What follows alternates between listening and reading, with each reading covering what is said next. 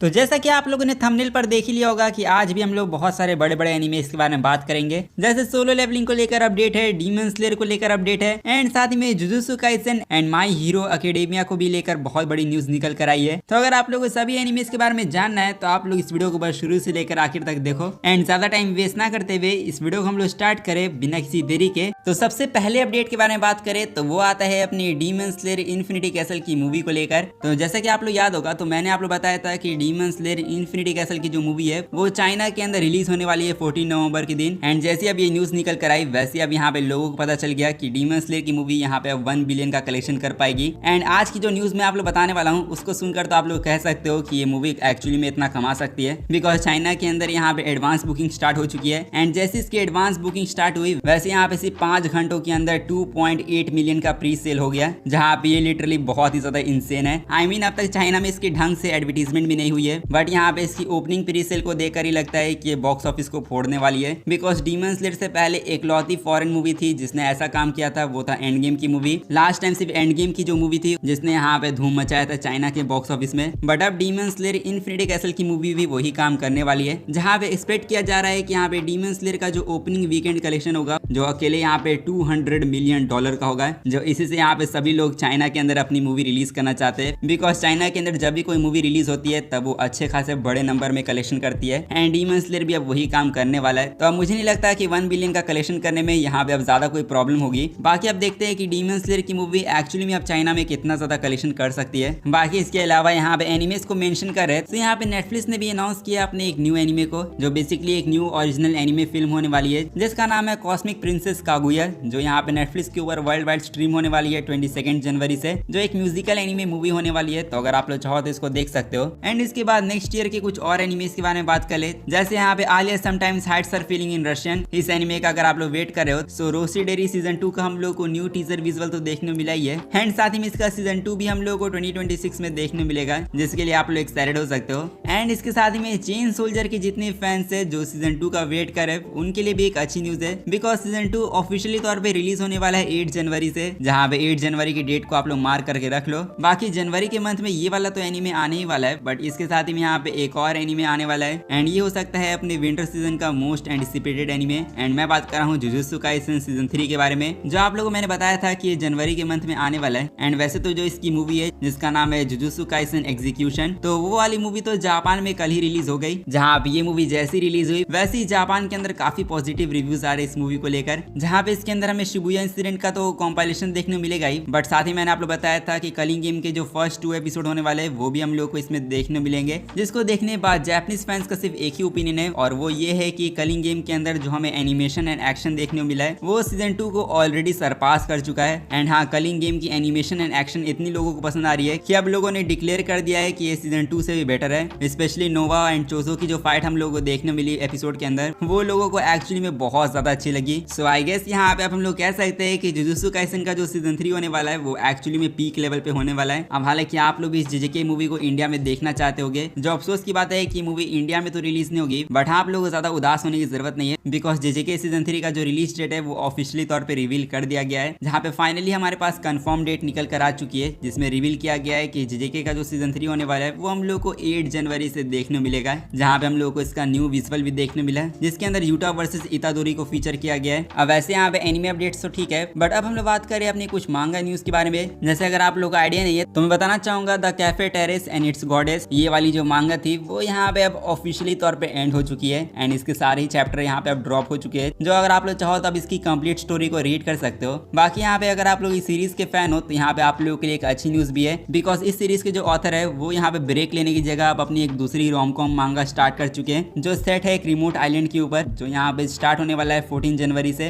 जिसपे यहाँ पे देखा जाए तो ये काम ये पहले भी कर चुके हैं। लास्ट टाइम जब लिटरली इनकी मांगा हिटमैन एंड हुई थी तब उन्होंने इसके बाद कैफे टेरेस वाली मांगा को स्टार्ट कर दिया था एंड अब इसके बाद अब ये मांगा जैसी एंड हुई वैसे अब ये अपनी एक न्यू रोमकॉम मांगा स्टार्ट करने वाले हैं। तो देख के लगता है कि एक ऐसे इंसान है जो यहाँ पे टाइम वेस्ट करना बिल्कुल ही पसंद नहीं करते, जो चलो अच्छी बात है। अगर आप लोग इनकी मांगा को रीड करने में इंटरेस्टेड हो तो आप लोग रीड कर सकते हो। एंड वैसे अब कैफे टेरेस के अलावा यहाँ पे एक और मांगा है जो एंड हो चुकी है एंड मैं बात कर रहा हूँ शाई की मांगा के बारे में, जो अपने 6 साल की सीरियलाइजेशन के बाद अब ऑफिशियली तौर पे एंड हो चुकी है, जहाँ पे इसके सारे चैप्टर आप लोग रीड कर सकते हो। बाकी इसका जो फाइनल वॉल्यूम 33 होने वाला है वो हम लोगों को नेक्स्ट ईयर जनवरी में देखने मिलेगा। अब ऐसे मांगा एनिमेस को साइड में रखे एंड यहाँ पे अब हम लोग बात कर रहे हैं अपनी गेम के अपडेट के बारे में, जो इस डिकेड का मोस्ट एंटिसिपेटेड गेम होने वाला है। एंड जैसे कि हम लोग हमेशा मीम बनाते ही रहते हैं कि GTA 6 से पहले ये आ गया वो आ गया, तो ये वाला जो मीम होने वाला है वो शायद अभी भी कंटिन्यू होता रहेगा, बिकॉज GTA 6 का जो गेम है वो एक बार फिर से डिले हो चुका है। एंड हाँ, मेरे हिसाब से अब इस गेम का नेम चेंज कर देना चाहिए एंड GTA 6 की जगह हमें इसे GTA डिले बोलना चाहिए, बिकॉज इसका GTA 6 वाला गेम बार बार डिले ही होते जा रहा है। एंड रॉकस्टार गेम्स ने फिर से कह दिया है कि अब ये गेम वापस से डिले होने वाला है, जहाँ पे 6 महीनों का डिले हम लोगों को देखने मिल रहा है, जहाँ पे आई गेस ये गेम मई के मंथ में रिलीज होने वाला था 2026 में, बट अब ये गेम आज से करीब 1 साल बाद यानी 19 नवंबर के दिन रिलीज होगा ये गेम। जिस पे सच कहूँ तो अब मुझे भी ऐसा फील होता है कि GTA 6 से आने से पहले हमें वन पीस का रीमेक एंड ORV का एनिमे भी देखने को मिल सकता है। बट सच कहूँ तो ये अफसोस की बात है GTA 6 फैंस के लिए जो यहाँ पे GTA 6 का इंतजार करे। अब हालांकि ये भी मुझे कोई कंफर्म डेट नहीं लगती है, अगर ये और डिले करते हैं तो फिर GTA 6 का जो गेम होगा वो हम लोग को 2027 तक देखने को मिल सकता है। बाकी आप लोग अपना ओपिनियन शेयर कर सकते हो।